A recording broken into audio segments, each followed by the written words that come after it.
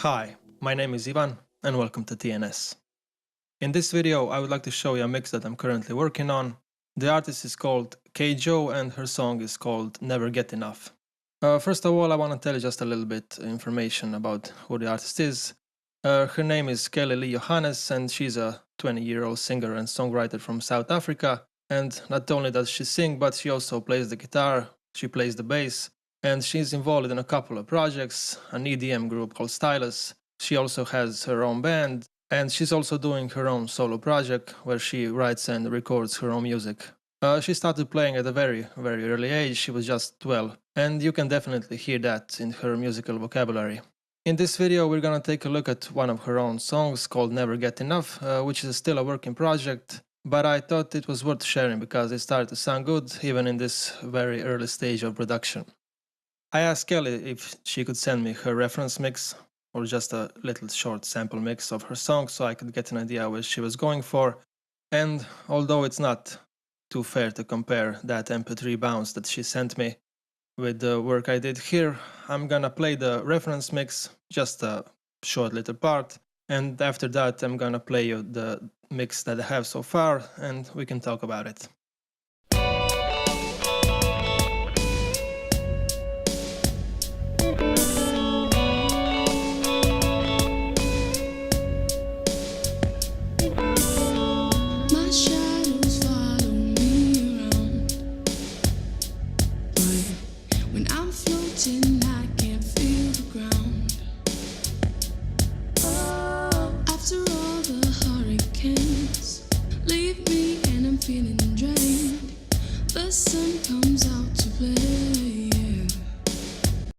One thing that I really did like is the fact that she went with a really big snare sound, which is something that I actually really like to do, a big 80s kind of reverb on the snare. I like her vocals, but things just don't come out through very well in that. So now I'm gonna play the mix that I have so far, so you can hear what's going on.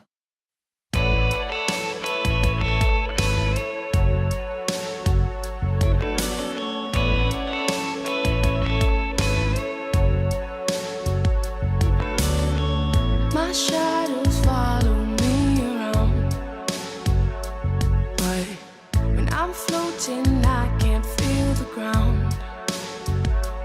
Oh, after all the hurricanes leave me and I'm feeling drained, the sun comes out to play, yeah. When I feel like I'm drowned out, you jump in and help me up.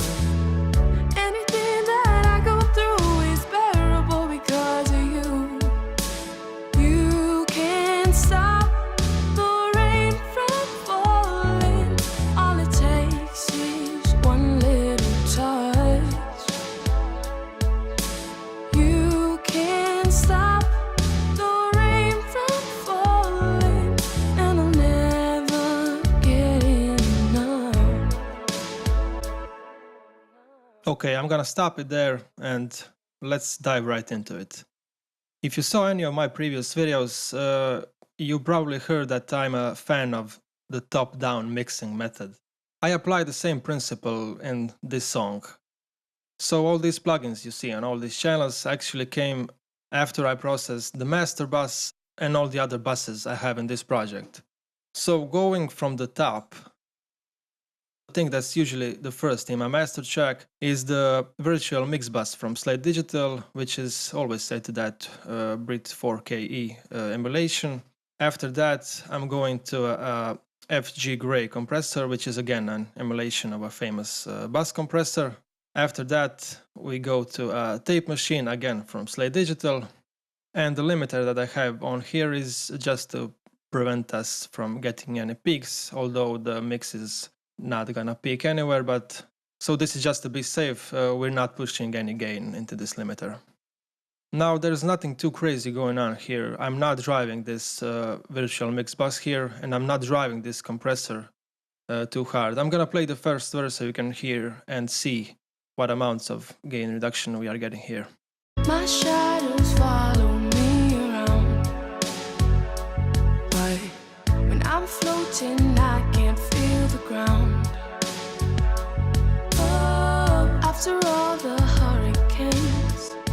that's just barely moving on some occasional snare hits, and that's the way I want it for now.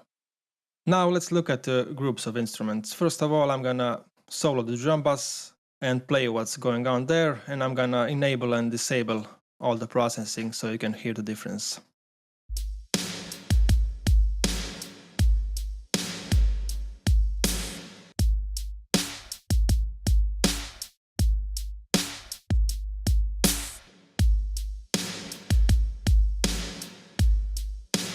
Now, of course, the biggest change here is that reverb, and I have the Valhalla Vintage Verb, which is set to a 1.5 second of decay, and after that I'm going into an EQ that's doing some filtering, because I don't want any of the low-end tremble after that reverb, and I don't want any of the high-end sizzle in that reverb, because we have two hi-hat tracks and that can get a bit abrasive.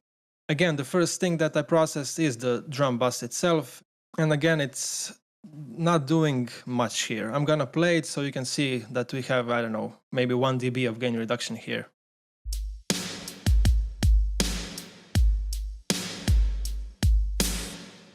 Yeah, not even 1 dB of gain reduction, so the needle is just barely moving.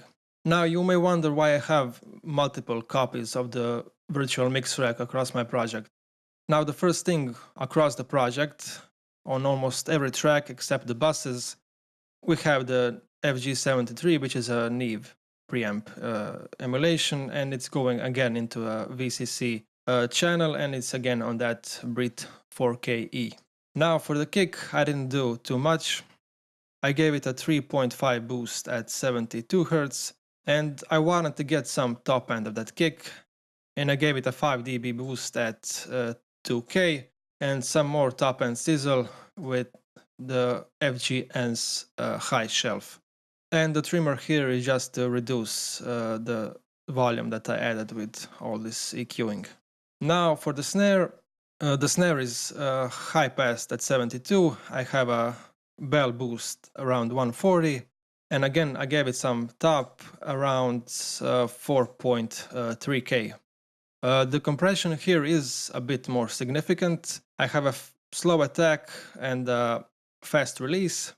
The mix is all the way up to 100%, and it's a 4:1 ratio. And let's check out that snare with and without the processing. Now without.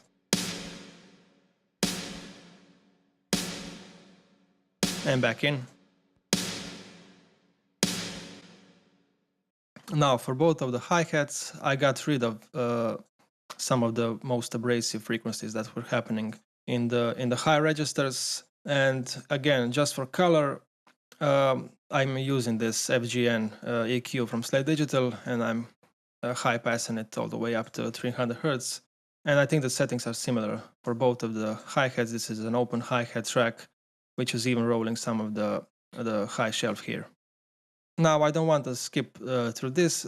This is a bridge section that's happening later in the song. I won't play the whole part, but I'm just gonna show you what I did with this great plugin from Soundtoys, which is called the Devil Lock, and it's really destroying the the sound quality of the drums. It's making them really gritty and really gnarly.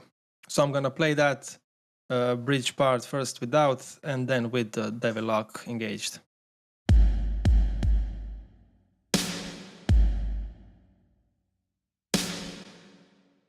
And now with the Devil Lock engaged.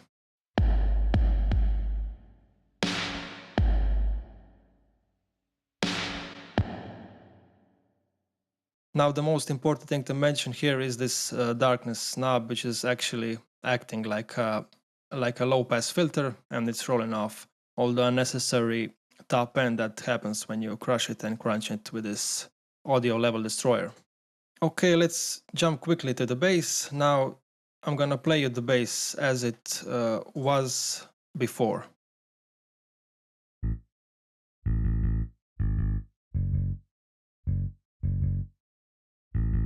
And now with the processing.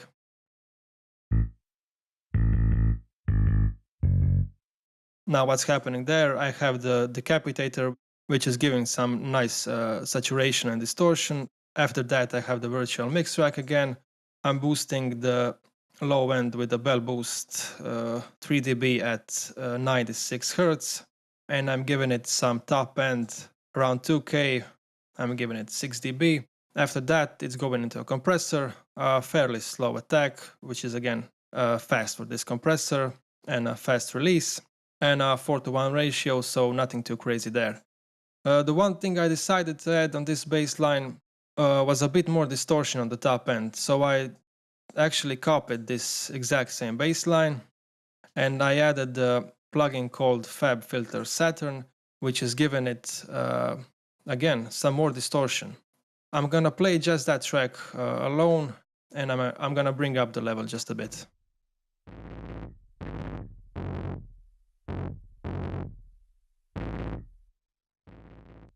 Yeah, I know it sounds crazy like this on its own, but when I bring back the drums and both of the bass tracks, it's gonna sound like this.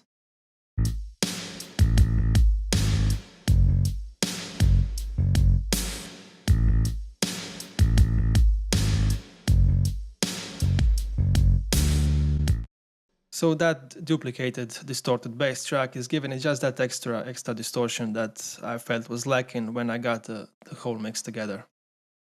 Now on the guitar bus, I have this very cool compressor, again from Slate Digital, which is actually doing barely any compression, but it's kind of giving it some tone and some harmonic distortion that I really like on these guitars. Kelly recorded her own guitars, they were compressed a bit on the way in, so I saw no need to add more compression. As you can see, there is no compression on any of these tracks. There's some EQing going on, and that's mostly to roll off the low end and to get rid of some of the whistling frequencies that were happening on some of the guitar tracks. Okay, I'm gonna play you just the guitar bass with and without all the processing.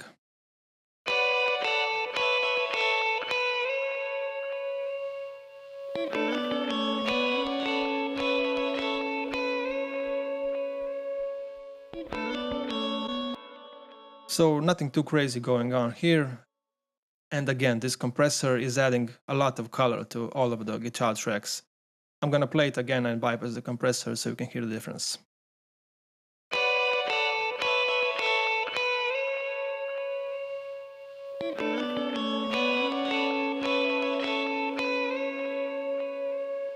Yeah, there's less than 1 dB of gain reduction here, but I really like the tone that's going on.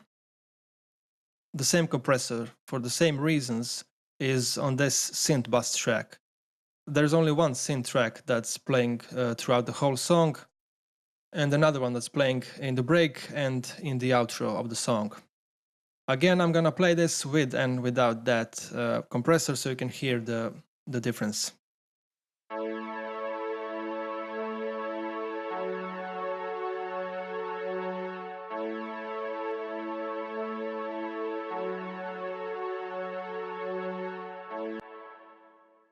Again, this is very subtle, but I really like the difference.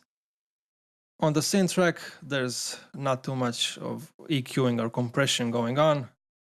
We have just a low end roll off up to 75 Hz, again, scooping out a little bit more, around 70, and giving it some shimmer and some thickness with this cool little revival plugin from Slate Digital.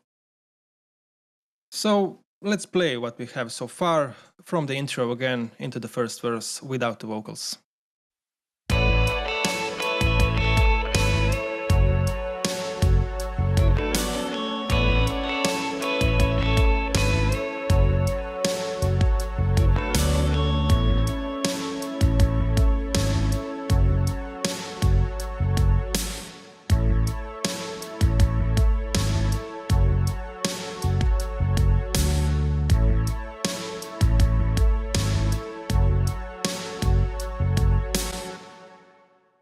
Okay, before I continue and show you what I did with the vocals, one thing that's worth mentioning is that all of the guitar tracks and all of the synth tracks are going to the same reverb and same delay that we are feeding into those vocal tracks. For the whole type of reverb, there's a slightly longer decay than the one I had on the drum reverb. It's almost a 2-second decay.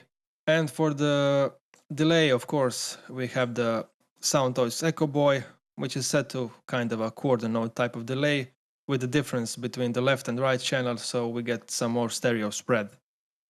As always, there's some filtering going on after those delays and reverbs.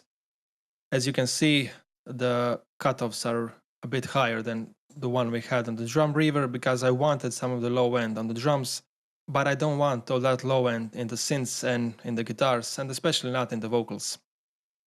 Okay, now we get to the fun stuff, Kelly's vocals, which in my opinion sound really great on this song. There was only one main vocal track that Kelly has sent me, and I'm glad that she decided to send me only one. Now, the things that I do with vocal processing first is usually to get them even before they hit anything else in the plugin chain. So I'm trying to get the most even volume just on a dry vocal, and after that I'll feed them to the compressors and the EQs and whatnot. So as you can see, it was a lot of work, but it's not something that I hate doing. I actually like doing this type of stuff manually. As you can see, all of the phrases were manually edited, and I adjusted the volume. When they were too hot, I reduced the volume. Sometimes they were too low, as in this case here, so I bump it up a dB or two. Anyway, you get the idea. Get it as even as possible before I do any processing. Okay, now let's take a look what's going on this main vocal track. Again, if you forgot, the first thing in my plugin chain is the FG73 preamp and the VCC that's set on the Breed 4KE emulation. After that, I decided to remove some of the frequencies that I thought were kind of distracting here, so I'm gonna solo the vocals now, and I'm gonna disable all the effects up to this EQ. My shadows follow me around. If I bump them up. But when I'm floating, I can't feel the ground. After that, I'm going into a de-esser, that's the FabFilters Pro DS. And after that, we have again another copy of the virtual mix rack, and there's a lot of stuff going on here, but nothing is too extreme. So the first thing in this vocal chain is an EQ. I'm doing high-pass filtering around 80 Hz and some mid-range boosting around 2.4K. After that, it's going into a Blue Edition FG116 that's barely doing, I don't know, 1 dB of gain reduction here just to get it nice and even. After that, it's going into another EQ. Again, we have another high-pass filter. We have a bell boost that's just giving it a little more body around 190 Hz. I'm cutting a bit of the 500 Hz. And for the top end, I'm giving it 3 dB at 8K with a shell boost with this FGS EQ. And after that, it's going into another compressor, which I actually like to put last in my vocal chain. I really like the color of it, and this one is doing a bit more compression than the first one, the Blue Edition FG116. I'm gonna play the vocal track again, first without and then with this vocal chain engaged. My shadows follow me around. And now with all the processing. My shadows follow me around. But when I'm floating, I can't feel the ground. I'm gonna remove it again.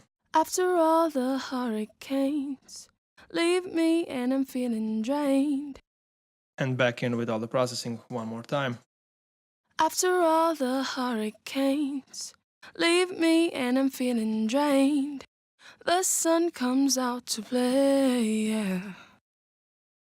Okay, now we're gonna engage all the spatial effects that we have on here. We have the slapback, we have the hall, we have the delay that's there almost all the time, and we have this delayed throw track that's been automated. As you can see here, I automated that delayed throw just to kick in on some phrases or some words that were usually the last. And they fill the gap nicely until Kelly sings the next phrase. Okay, now let's again solo the vocals and play them with all the spatial effects. My shadows follow me around. But when I'm floating, I can't feel the ground. As you can hear, that delay throw is bouncing left and right, and I really like that ping pong effect on vocals in this case. It has a bit more feedback than the delay that I have on the main vocal track, and a bit more saturation. And again, for that delay, there's some really extreme filtering. There's a high pass filter up to 615 Hz and a low pass filter up to 2.4K, because I really like that lo-fi type of delay sound on these vocals. Okay, let's play the whole thing again, now with the main vocal track engaged. My shadows follow me around, but when I'm floating I can't feel the ground. After all the hurricanes leave me and I'm feeling drained, the sun comes out to play, yeah.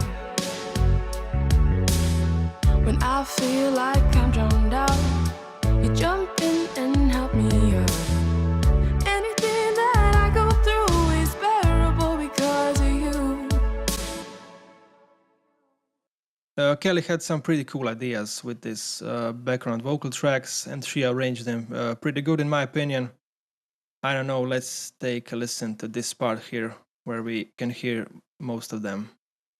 I don't sleep, the stars keep me awake. The loudness burned a hole in my curtains. Always feeling uncertain about almost everything except you. Except you, except you, except you.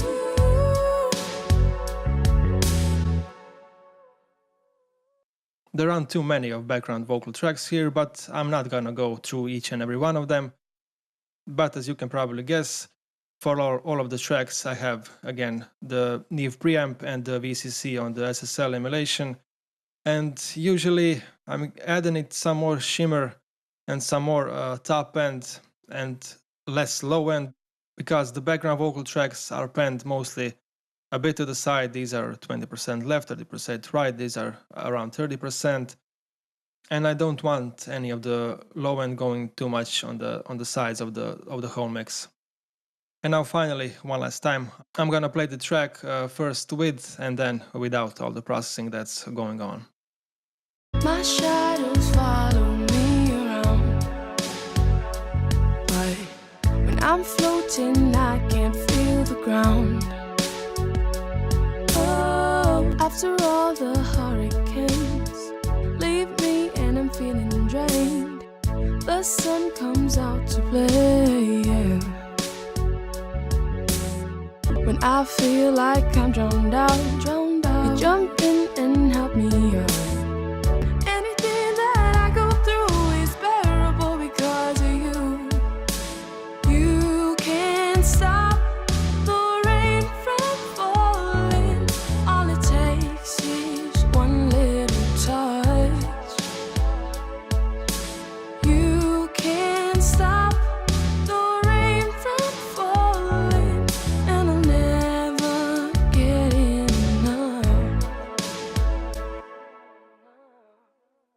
Okay, again, there's still some parts that Kelly wants to add to this song, and once we do that, I will probably get back to you and show you how does the final mix sound. If you like this video, please take a moment to like it, to share it, or subscribe to my channel for more content like this. Thank you for watching, and bye.